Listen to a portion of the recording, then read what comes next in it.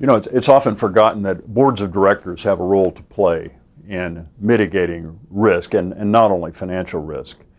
One of the ways they can do it, in a way that connects directly to ethics, is by picking the right person around the company. And that sounds simple, but sometimes people are selected primarily on the basis of stunning and stellar performance records with profits. The other part of that person's portfolio is extremely important, and boards need to understand how they can assess those qualities better. Boards of directors need to do more than what they tend to do right now. What they tend to do right now is, at least through the audit committee, look at the pattern of hotline calls. Now, we've already seen that only about 3% of people who see unethical or illegal behavior go through hotlines or helplines.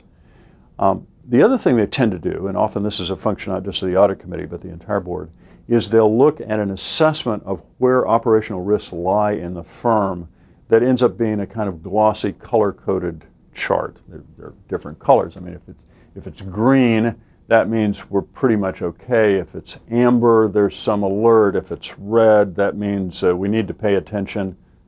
Often if it's red, what happens is the boards of directors will say, we'd like you to beef up compliance in this particular area. Well, we've already seen some of the problems with doing that.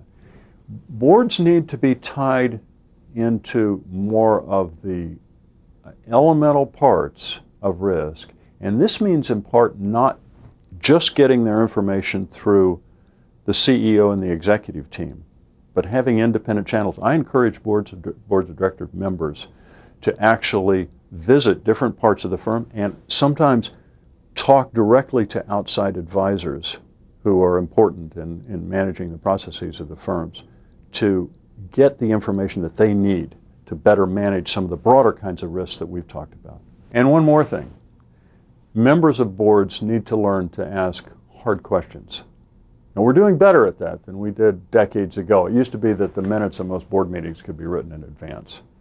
But we need more executive sessions where board members are able to talk candidly among themselves and then ask those tough questions to the executive team and especially the CEO about things like culture, about things like how are we paying people.